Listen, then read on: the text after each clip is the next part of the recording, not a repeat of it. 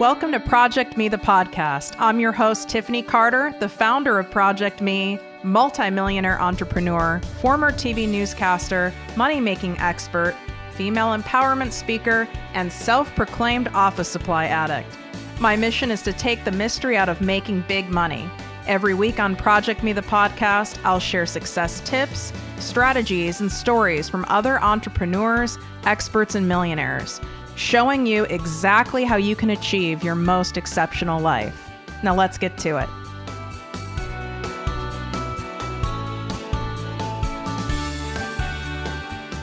Guaranteed you've wasted this year alone 1,232 minutes on this.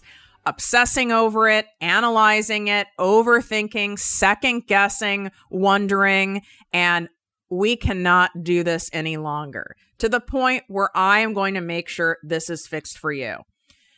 Figuring out what your niche should be, having absolute confidence in your niche is a pivotal, foundational thing you must have for your business in order for you to speak clearly and convey clearly to your ideal client, letting them know what you specialize in helping them with. If it's too vague, you are not going to get sales, let alone even grow your audience, because people aren't sure what it is you really talk about, how you can really help them, and confused buyers don't buy. So regardless if you're just starting your business or you're neck deep in it, I have a one-time only workshop coming up that'll save you thousands and thousands of dollars and clearly hours and hours and hours of wasted time. It is time for you to get rid of these mistakes and start making consistent cash in your business and grow your audience by the thousands and filling it with people who will be excited to buy from you. So I'm going to take you from feeling stuck and not confident in your business to being crystal clear about your niche, so that you can start getting that cash, honey. This one-time only live workshop, Nail Your Niche, is valued at over $2,800. This is how much corporations I would charge in order to teach this live. And you can sign up today for only $197. Now, space for this is extremely limited, so you're going to want to get in there, get all the details, and grab your ticket right now. You go to projectmewithtiffany.com/nail your niche, projectmewithtiffany.com/nail your niche. In this 90 minutes, you will walk away with an I help statement that is eye-catching, tangible, and crystal clear. You'll walk away knowing exactly how to optimize your Instagram bio for maximum visibility and growth. Plus, I'll be teaching you the 3 key must-haves when you share any of your offers so that people actually buy them. So hurry, go grab this spot. All the details are in there, and I look forward to seeing you live in the Nail Your Niche workshop. Welcome to ProjectME with Tiffany Carter, the podcast and posse. I'm your host, Tiffany, and you guys who've been listening for a while, or those of you who've even listened to one episode, you've gathered that, I'm kind of a shit show. And I own that, right? And it's like a glorious shit show. And I'm not afraid to share with you, all the shining moments, but also all like the real gritty stuff that happens on a day-to-day basis, right? There's nothing that irritates me more than when people share their story of how they went from, broke to now they're a multimillionaire, or they went from being clinically obese and now they're on the cover of magazines, and they have this nice, compact, round, pretty little PR story, but they're never really taking you through in real time the stuff that happens day to day, the stuff that happens ongoing, the stuff that happens as you're going through your journey. Because it doesn't matter that I have millions in the bank.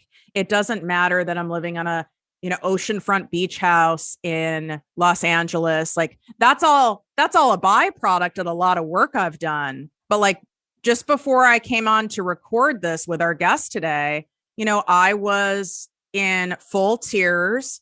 I'm grieving something very deep right now. And for whatever reason, the grief came up this morning. And so I was writing about it and processing it. And it's like, and I still have work to do, right? I still had an interview to do, but the timing is perfect. If you have not seen this woman or heard of this woman, you are going to thank me. Miss Star Monroe, and we want to make a point of it's MS, okay? Miss Star Monroe. She's a psychotherapist and a master coach. Her whole thing is settling's not an option. And I have gotten an influx of messages from you guys lately where you're not happy where you're at. You want to make a change. Maybe it's that you want to leave the dude. You want a divorce. You're not happy with the responsibility in the household is so heavy on you that you don't have time to pursue things that you want to do. You're not happy with your career or your job anymore. But the thing is my next question is, how long have you been in that spot? And the answer back, some of you said 5 years, some said 2, some said 6 months. None of you said like, oh, this is a week. And I don't want you guys staying stuck in that spot day after day after day while your life passes you by, because time is something we can't get back. And our guest today, Star, just by even watching her stuff on Instagram, she gives you permission because she's given herself permission to show the fuck up exactly as she is and like really own it. So welcome, Star, to the show. Thank you so much. I am honored to be here. What an introduction as well. I'm riveted listening to you. Are you? Oh, good. I'm glad I'm riveting. I have a reel that I did that I'm going to tag you in, all because of you. You and your glory, where you're like, honey, I'm going to work a pole. Like I'm going to work a pole, and I have a roll here or there. Not everything on me is perfectly tight, and I'm going to work that pole and I'm hot. And I go, you know what? Fuck that. So just wait for it. Cause I was in a mood. I was in a Miss Star Monroe mood. And this is what I mean, what you do for people. And I love that. I know I give people permission. And as a byproduct of you showing up that way, now I'm showing up and it's going to give other women the permission. Like, why can't we do it? Why can't we do it? So what have you found? I like getting right into it. What have you found is the reason why so many women, and I would say it's more common, like maybe 35 plus, 40 plus.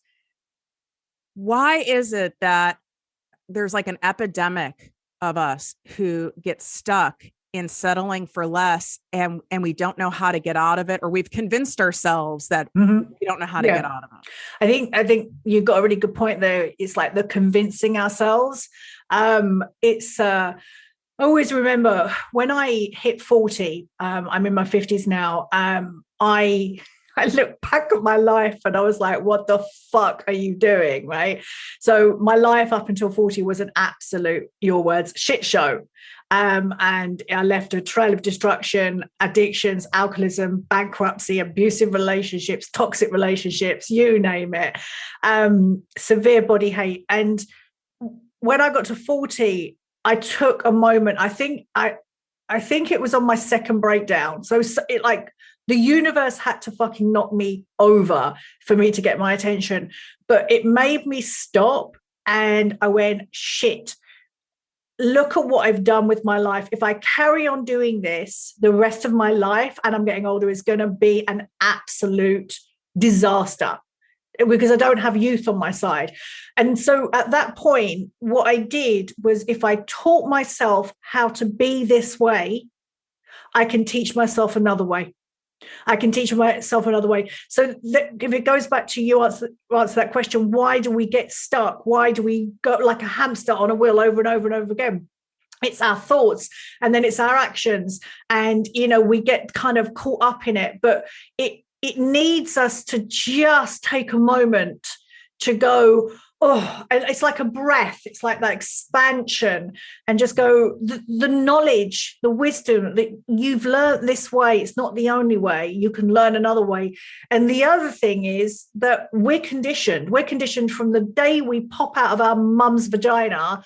We're conditioned as women that we have to look a certain way, act a certain way, dress a certain way, speak a certain way, and it weaves its way into our DNA, into our coding. And a lot of the work, a big chunk of the work right at the beginning with all my clients is that we work on the conditioning. It's like we live in a patriarchal society. We have been taught to second guess ourselves, to be the good girl. Like even my mum now, when I go and see my mum, she goes, "Oh, you're a good girl." I'm like, fuck me, mum. I'm 51, you know? And you're like, and I'm a bad girl, but that's fine.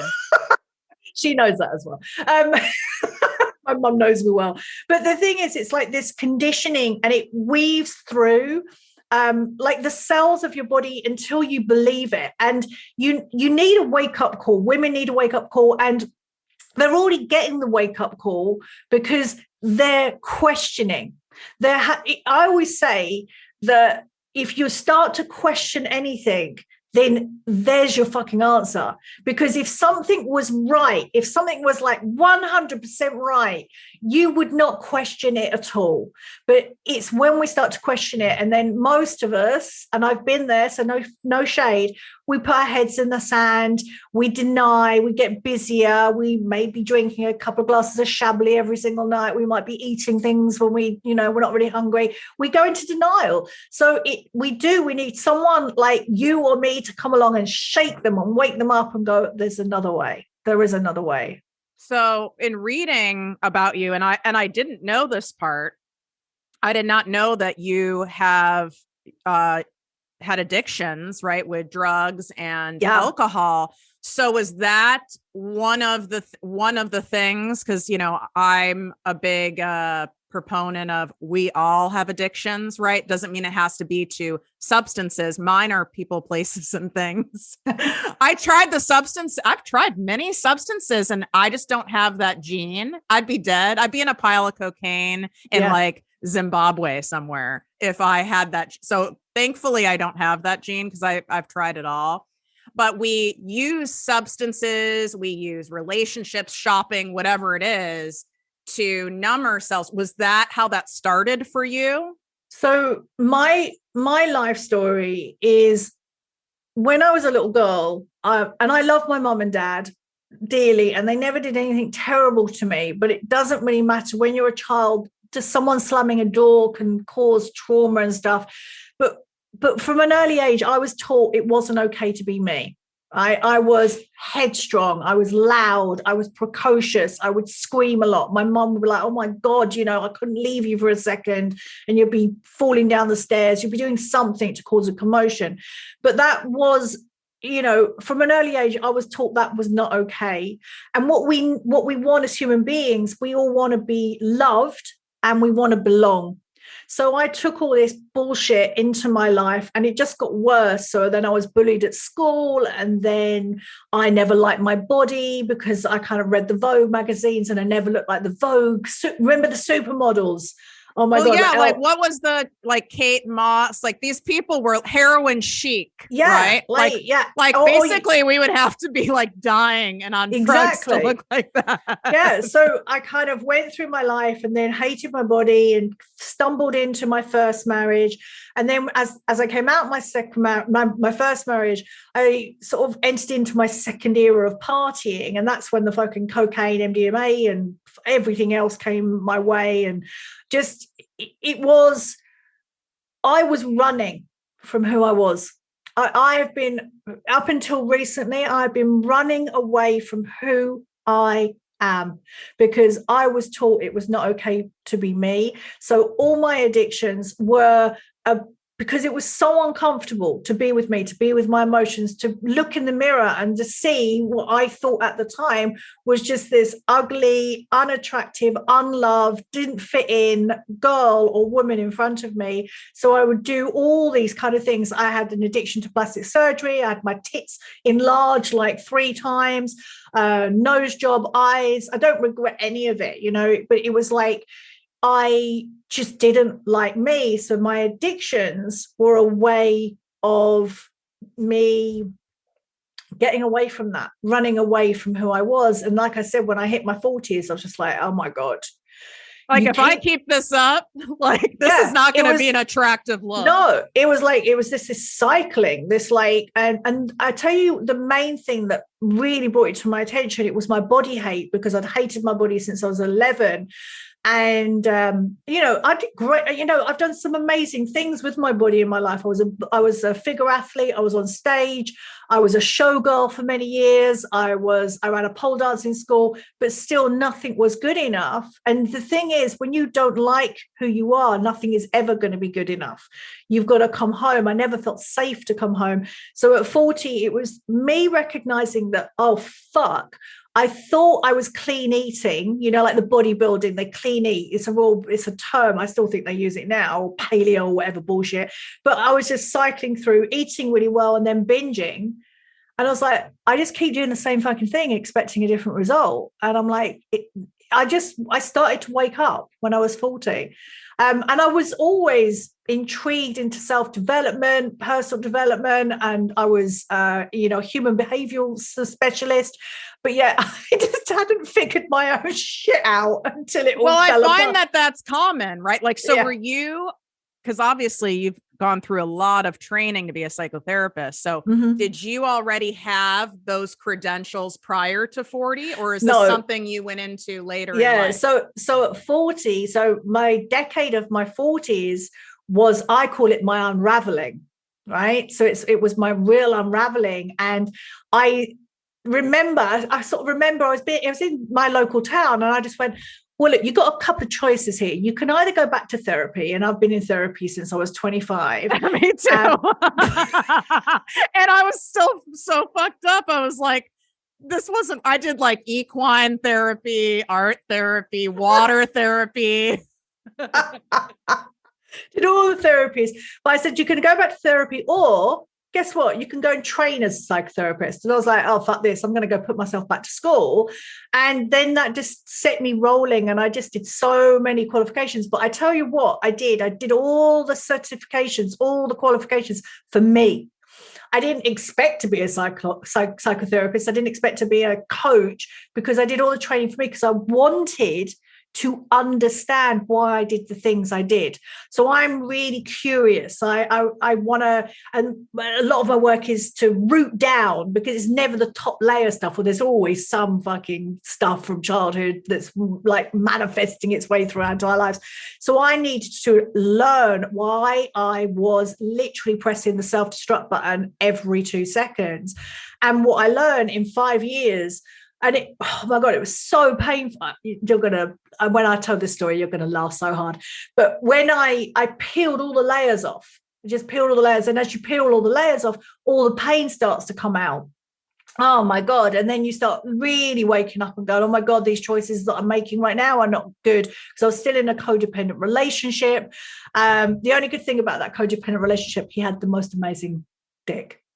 I can relate. I'm down for like a proper penis. I know it's very hard to leave a proper penis. It really that's why 8 years it took me to get away from that codependent toxic relationship. And that's only because we stopped having sex. So I'd probably still be in it now, but it was like that unraveling layer. And when I left psychotherapy school, I was like, yes, bitches, I'm back. So this is the interesting journey, because I was really bold in my 30s. Like, I changed my name to Star Monroe, and I was a showgirl, and I was flamboyant. I was like, fuck you, and fuck you. And but what I did was I embodied a persona that wasn't me. I embodied my showgirl persona, and that wore me down. So when I came out of psychotherapy school, I was very chilled, very vulnerable, very raw. And I was very much like, oh, if I was talking to someone, I'd be like, well, how do you feel about that? I really want to know how that kind of lands in your body. And it wasn't really me, but I thought that was me. And then that was, I think, 6 years ago. And in those 6 years, I've slowly come back to who I was in my 30s and in my teens, because my 20s, I say I was just domesticated. But I'm the same person, but I'm not such a fucking asshole. And I don't have such a big chip on my shoulder. Because your pendulum swung the other way, which I relate to, because I'm sure you've heard of adult children of alcoholics and dysfunctional families. So 7 years in that. So I'm a codependent. But similar, I had, I'll show you, people know me on the show for my 0 fucks given, but I was 0 fucks given how you were as well before, where it was like, fuck you. And I don't give a shit. And it looked like confidence to people. People would say, I wish I was as confident as you, as bold as you, but I knew I was a fraud. I did. And I was exhausted. I would come home after being out with the people and I couldn't wait for the costume to come off. Yes. And I didn't understand how to change that until all of it was ripped away. But then I swung the other way too, where I was like just this walking with my skin off. Right. So it's like your pendulum swung. Yeah. And then you had to find yourself somewhere in that middle, find right? your balance in the middle. Yeah, that's really interesting that you did, because I've never met anyone that's kind of gone through that. So thank you for sharing that. Thank God I wasn't on social media, because I was the person taking the pictures in front of the private jets. I was that person. Oh my God, I want you. Oh, please show me your photos. You must have them somewhere. Yeah. Oh no, there's definite photos, and it was like, wow. And I knew I was full of shit, but I also didn't know another way.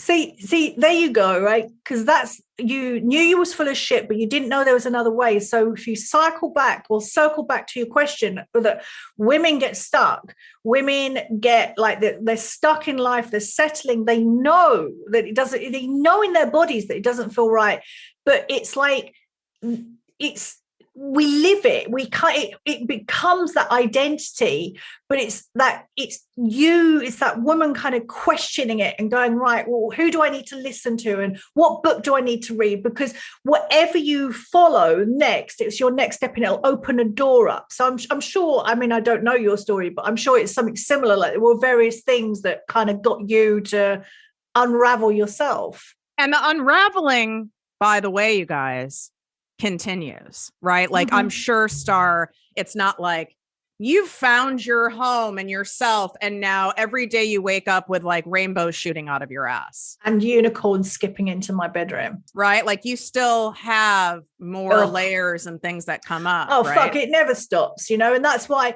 I think like you picked up your cup and you went into 0 fucks given, and it's a different attitude. It's like, look, life is, and this is what winds me up with these fuckers on Instagram, like, oh, everything's like all love and light and joy and just be fucking happy. Like life is fucking gnarly and you never know what's coming around the corner and it's going to hit you with a fucking sledgehammer. And just when you think you've got it all together, it's something else comes and rips the rug from underneath you. And that's life. And you've got to be able to handle that. You've got to be like that badass, fierce, warrioress woman that can handle what comes her way, because shit's going to come. You're going to get triggered. You're going to have to peel another layer off. You're going to have to discover something else about yourself that you're like, oh, I don't really like that. And, kind of integrate those pieces of psyche that we put down in the basement and we don't ever want to talk about them. But that's life. It's hard, it's gnarly, and that's why it's like you've got to embrace it and go and have as much fucking fun as possible. And stop trying to fucking figure it out on your own. You guys have been after this, and I'm not trying to be mean. I'm saying to you with what I wish was said to me on repeat. I mean, I thought because I had a therapist, right? Well, I had a therapist, so I'm doing something, and I'm not discounting therapy. It kept me borderline alive. But at a certain point, I needed much, much more than the rules and the confines of traditional therapy, right, can provide. But I mean, if you're not happy and you're questioning it and you're messaging me and you're DMing me and you're sitting there watching Instagram going, what's wrong with me? Why can't I be like that? I'm not enough to be like this. How am I going to ever do this? What's wrong with me? You need someone to help you get there. I mean, what do you have to say, Star, about like trying to figure all this shit out on your own? You can't figure it out on your own. You can read all the self-help books. You can go to all the seminars. I mean, I was a big in the day Tony Robbins. I used to, Did you walk on fire, Star? I walked on embers. I refused to do it. I was like, fuck that. Fuck you. I go, my whole childhood was walking on fire. I'm not doing it. I'm not doing that anymore. He was such a big man and he had these amazing teeth. I was like, oh my God. Yeah, the teeth got me too. I was like, Jesus. Amazing. Oh my God. No, we can't figure it out on our own because we're going to have blind spots. We can never see. We can't see ourselves. One of the things that I do with my clients over and over again, because I've got them all to write, I phoned them all up and I was like, write me a testimonial. Every single one of them, there was like 25 that I recalled back. And they all said, you called me out of my bullshit. You called me out of my bullshit. Because good coaches will tell you what you need to hear, not what you want to hear. Even because my guess, knowing you, and I know you're my coach's coach and I know how she is, right? It's like, you're willing for that. Because some of these people probably get really pissed at you, right? Oh yeah. Oh, I will guarantee you within a 12-week stretch, there will be 1 or 2 sessions where they are losing their fucking mind on me, losing their shit on me, falling apart, going, this isn't working. And I'm used to it now. When it first happened, I was like, what the Me too. When it first happened, I went, my little fraud thing came up. Like, God, maybe I'm not supposed to be doing like, oh my God. Or maybe maybe I'm too much of a bitch. Like maybe, I know, but that means that you're doing great work, right? Yeah. But that when they're losing their shit and they're losing their mind, and as a good coach, because I've just come out of a coaching container, which she couldn't contain, she couldn't hold me in that. It's like, if you can hold your client with so much love and compassion and just like be with her, and as they go through that kind of, it's like this passageway they've never been down, they're going to come out the other side and they're going to start to see things differently. And that's the beauty of coaching, because you get someone who can see your highest potential. And that's what we're doing. We're just going, actually, no, you don't have to keep fucking licking the floor down there. You can keep coming up here. And, so there's another way for you to go. And that's what coaches are there for. I want to use myself as an example. Because I think this will really help the listeners uncover what they're doing and how to get out of it. Because I kind of channel what they want to hear. And the question I keep hearing is, right, like, okay, I hear you guys. I hear you, Star. But like, how? What are the exact steps? How? So I don't even know the right term because I'm still going through it. It took me 2 years, Star, to say, I am not accepting this in this love relationship anymore, to my fiance. We own a home together. He is a delightful man. This is not like an abusive man or anything like that. But I wasn't happy. I wasn't fulfilled. He wasn't doing any of his work on his side. And this is nothing I've not said to him, right? Like, he just wasn't, but we went to couples therapy for 1.5 years. Nothing changed. It took me 2 fucking years to get up the nerve. And it's not a money thing.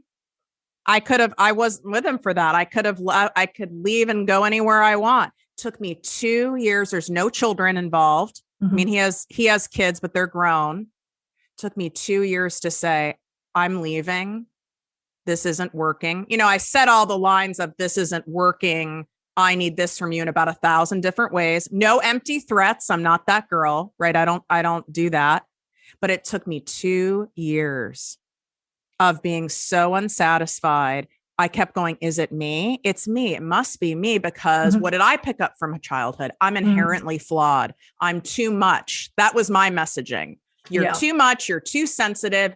It must be me. And God, I'm going to now go and be like, it's not like I'm 30 years old. Now I'm going to go and put myself out to be single. And I've already had so many relationships and all these things. Like, it's got to be me. I'm the common denominator. There are so many people in my audience in the same spot, whether it's with a relationship, with their job, with with their health. Why the hell do we stay in that for that long, being so unfulfilled and unsatisfied? Okay. So I'm going to add in that I've just come out. I signed my divorce papers yesterday. Cheers to that. Hang on. We're cheersing. So I signed the divorce papers yesterday on my second marriage, and I'm going to give you a different slant on this. Is this penis guy or not penis guy? No. This was a very small penis guy. Oh my God. I love very, very disappointing. Okay. So I want to give you a different take on it. That my husband, I married an American, and he came over here to live with me. I'm in the UK at the moment, and I blew up in 2019, and I just went. He was emotionally unavailable, right? So he was emotionally unavailable, and I blew up, and I went, "You've got to get out, go back to America. I'm done." And then between 2019 and 2021, 2 years, I oscillated back. Shall I stay with him? Shall I not stay with him? Shall I da-da-da-da-da? So it took me 2 years too. Took me 2 years too to make a decision. And when I did make the decision, I don't drink anymore. I gave it up this year. But I was drunk. I still could not tell him I didn't not want to be with him. So I did it when I was really wasted. So the way that I look at that, because I look at the whole historic landscape of my life, I'm like, right, when it's big decisions around things like marriage, business, it's very, I'm not a woo-woo person, but it's like I have a knowledge of most things, but it's very much base chakra, stability, security. So it's got something to do with that. And I'm very grounded. Right. I'm a Taurian. I'm very grounded. I like my stability. I like my money. I like luxurious things. And, I don't like fucking everything up. I don't like the chaos. I don't like the upheaval. And the thing is, as we've got older, it's not our first rodeo. We've done this before. We remember the pain. We remember the discomfort. We remember how awkward this is and how hard it is and what it's going to be like to pick ourselves up afterwards, right? So we have all this memory, and whether or not you believe, because I'm a body psychotherapist as well, like you'll have the memories in your head, but your body will carry memories too. So it's like you're not just battling your mind, which is fucking can get cuckoo in there, right? But you're battling all the memories that your body holds from the traumas that you've experienced in your life. So that might be one of the reasons. The other reasons are that, it's so weird, because I was listening to you, but I've come from divorced parents, and my parents went away with another couple and then came back with the other couple. Like they swapped like partners. a swap-a-roo? Like a swap-a-roo when I was 14. That's wild. That's how I grew up, Probably with no explanation either. No. Well, I'm with him and daddy's with him and off we go and let's move houses. That's literally my life, right? Wow. So it's also this lineage. We come from a lineage of women and men before us, right? So let me think. So way back 15th, might get my centuries wrong, but 15th, 16th centuries, women it's like women were married because the husband could get the estate from her dad or something like that. So that's the only reason why marriage was ever invented. So men could acquire more fucking power and wealth, right? So you've got to remember all this shit is in our lineage. It's in our DNA, whether or not we like it. We are carrying around historic patriarchal bullshit where women are put on the back burner, where we're not as important as the man, where we are second guessing ourselves, where we, in the 18th century, men were built libraries where they could go and sit and relax and smoke a cigar and read the papers. Women never had that. What were we busy doing in the 1800s? We were churning fucking butter. Churning butter, looking after the 50 kids, cleaning the house. That's what the place was for women. So you've got to remember, you've got to honor that we come from a lineage where women have not had as much power as we've had. It's only in the last 50 years since I've been around. It's only in the last 50 years that our power has we're taking it back. So the thing is, all that lineage, the generation lineage, we carry that around. So when we're going to make a decision around a man, a business, a job, whatever, right? We're going to carry around that, well, can I do it? Do I have enough power? Because you're conditioned to believe it. You're conditioned not to think that you can live on your own. The patriarchy, capitalism want you to believe that you cannot possibly handle life on your own, because when you fucking look in the mirror, you like what you see, you're fucking rocking it out. You don't need anything. You don't need a man. You don't need fucking the new beauty gadget. You're good, right? So, and then the other thing is, it's maybe 2 years is not long at all. Maybe it's just the right time that you needed.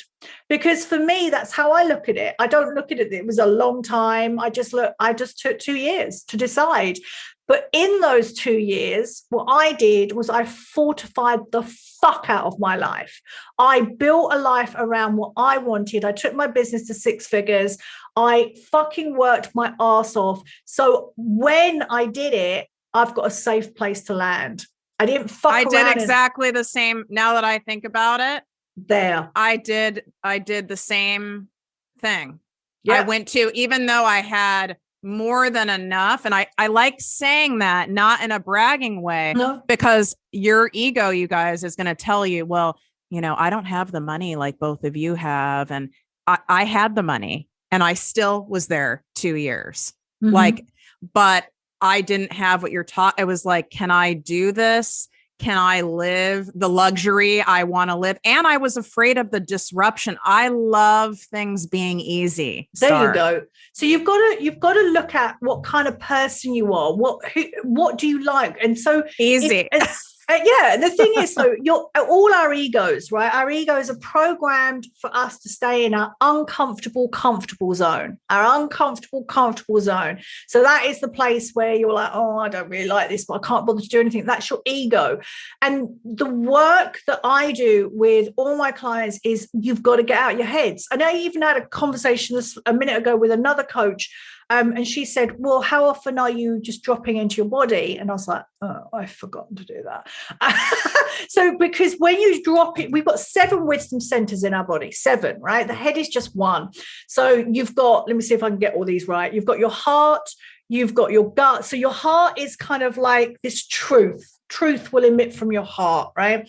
You've got gut, like gut feeling.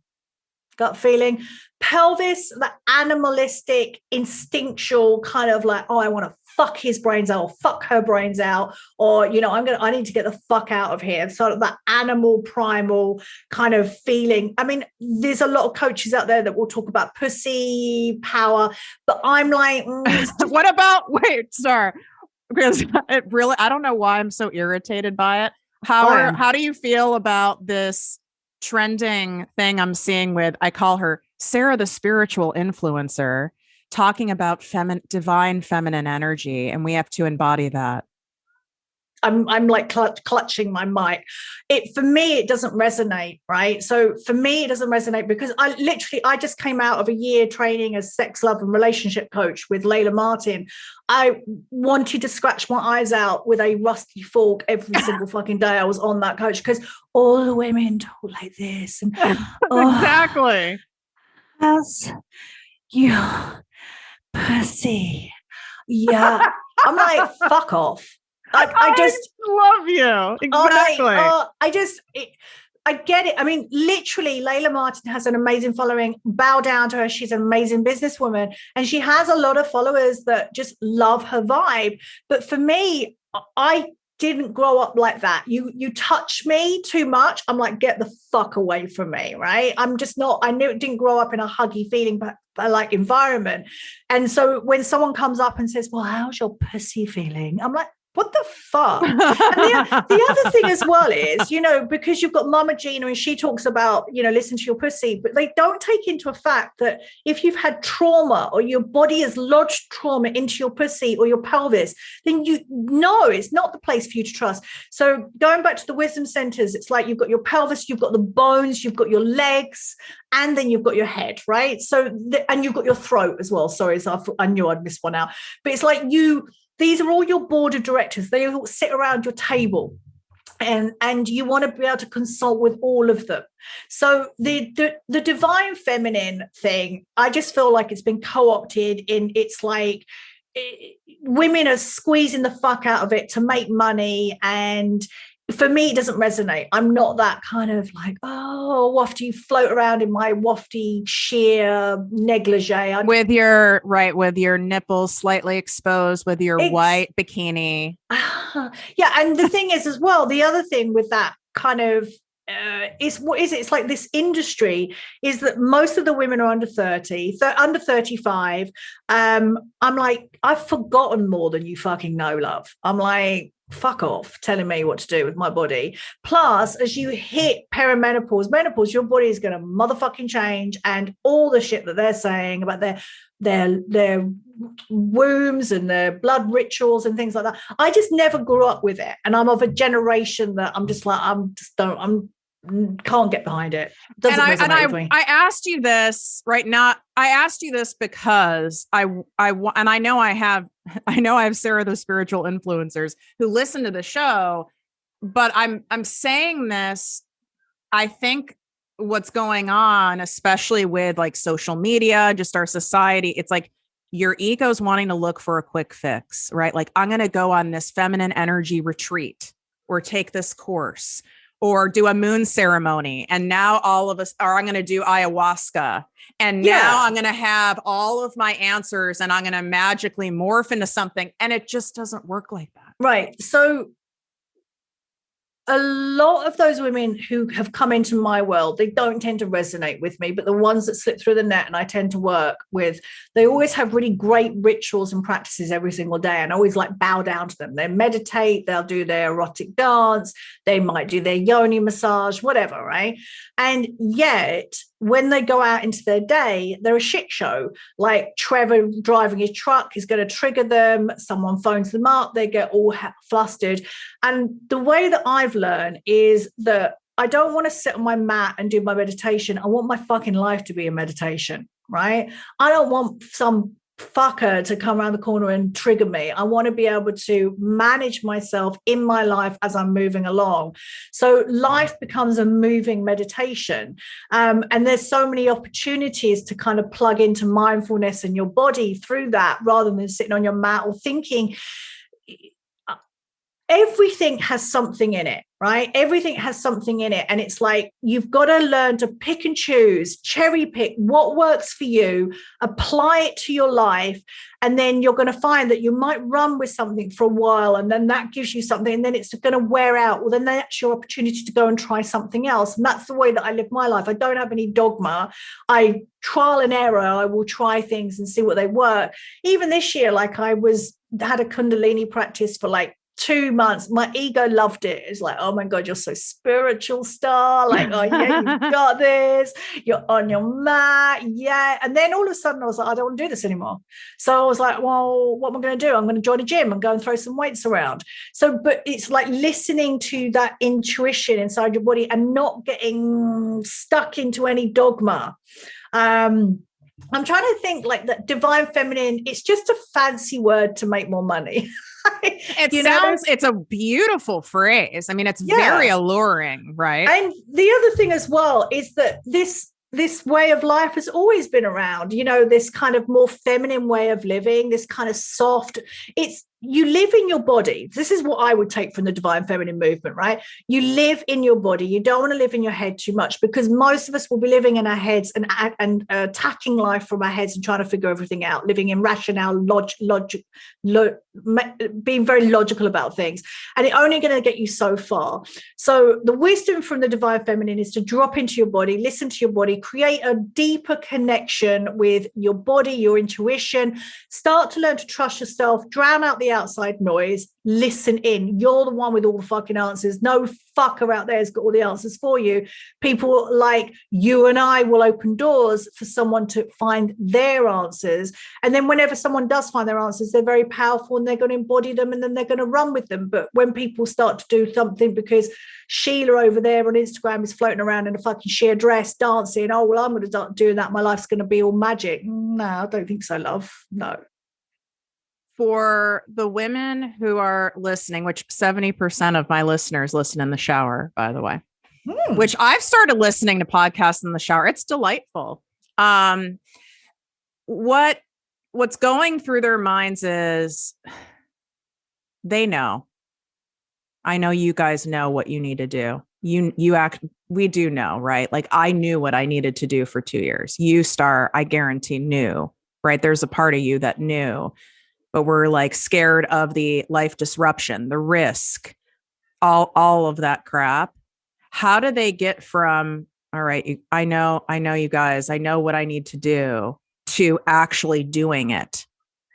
They want to do it, but how do they actually take the step and do it? Is it as, so to speak, as simple as I'm deciding, or do they need to be in more pain first to propel them into this? So your question was, what is it that they have to do to change?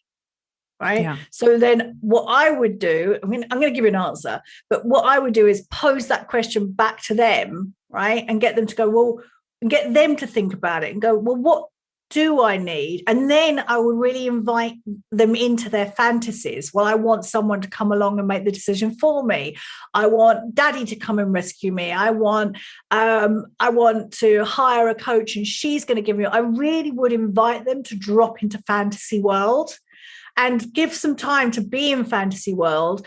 And then like literally get up, shake it all off and realize, look, go and stand in front of the mirror. Go and stand. This is such good exercise. Go and wear your baddest motherfucking outfit. Put some red lippy on. Do your hair. Go and stand in front of the mirror. Look deep into your eyes and go, fuck, I'm the only one. I'm the only one who's going to make any choices, who's going to make any changes here. Then, because you've always got a choice, and this is what I did over and over again. I did it when I was addicted to cocaine, when I was sniffing 2 grams of cocaine up my nose, right? That I would do this and I would say, I really want to change. I want to change. I want everything to shift. And then I'm like, but I can't right now. And then I would say, it's okay. It's okay. I love you. I'm with you. You're going to do it when you're ready. So it's that having that compassion rather than beating yourself like to a pulp about it. Right. Like, what's wrong with you? Why can't you do it? Look at these other people doing it. Blah, blah, blah, blah, blah. No. It's like that, having that real compassion and going, okay, you're choosing not to do it right now. And that's okay. And acknowledging that you are making the choice to not do it right now. Yeah. That's a decision in of itself. Yeah. And that's a decision. And that's okay. And it's okay. It's okay. It's literally how I've changed my life.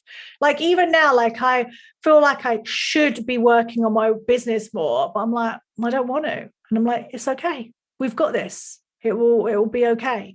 So if you put yourself back, because you've got an inner child, we've all got an inner child in us, right? And you just imagine that you're talking to a younger version of you, like a 4 or 5 year old. So it's quite small. And you imagine that inner child going, I don't want to do this. I'm not ready to do this. And you standing there as your adult self going, oh my God, you're so fucking stupid. What the fuck? Come on. Like, you need to do this. You're going to fail. You're so stupid. You're an idiot. Can you imagine what that small child is going to do when it gets it? What it gets it once, it's going to be so abusive, so toxic. And that child is going to want to shrink and shrivel and hide. And that's what we do to ourselves on the daily, right? So it's like, if you imagine, if you can just pull it apart and see you're in a child there and just go, okay, I love you. It's okay. What do you want to go and do now? Well, I want to go and watch TV. Let's go and watch TV. And sometimes you may watch TV for 2 years and do nothing else but work and just carry on with your routine. And it's okay, because life's all about cycles.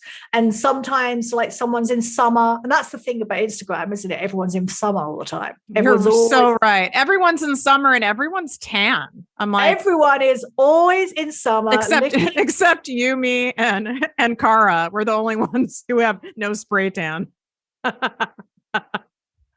So everyone's always in summer. And the thing is, we compare our winter, our autumn with people in the summer. And it's when I shifted my life in my 40s, it was the biggest thing that I did. It was just like, I'm going to teach myself how to be kind to myself, because I was taught and carried on to be hard on myself. And that's what got me out of addictions, out of alcoholism, out of eating bollocks, body image stuff.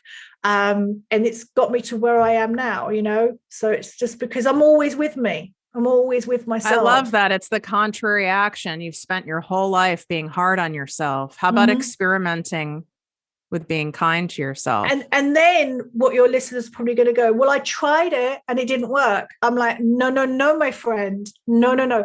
You've got to keep trying it for the rest of your life, because you've tried up until now to be hard on yourself. You don't get to try this for a week or a year or 3 months. No.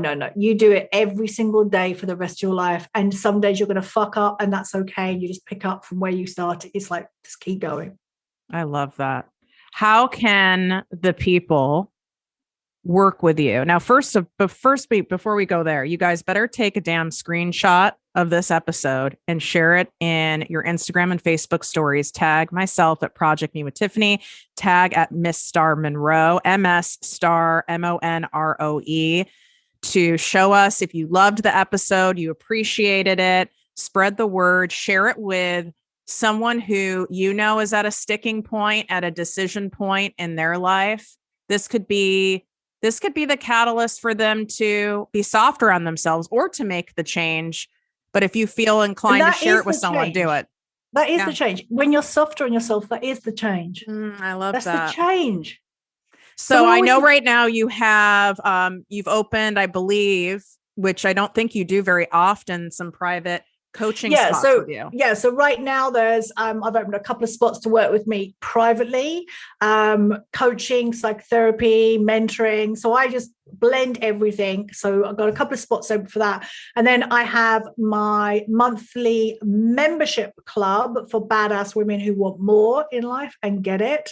That's called Elevate. And that is open up too. So that's how we could work together. And I'm sure there's something bubbling, like I'm giving birth to something inside me. And I don't yet know what it is, but it's coming. I feel it too. You guys can swipe up. I'm going to have all of her links are in the show notes.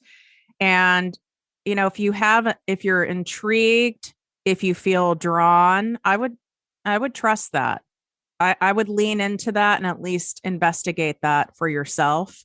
If you felt drawn to her in this episode and that energy, because I always say, like, you're needing guidance in life, and this is your life. This is real serious stuff. Are you going to put that in the hands of someone who has only walked this earth a couple decades, or someone who has been through the shit and has come out the other side many times? I know where I'm going to put my life. Yeah.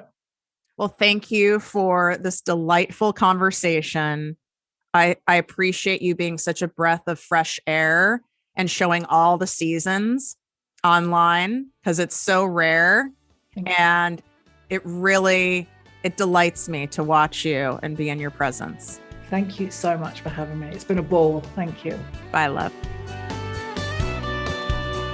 If you enjoyed this podcast, please write a 5-star review on iTunes. Not only will this make me super happy, but it will allow more listeners to find our special show. Simply help me help others.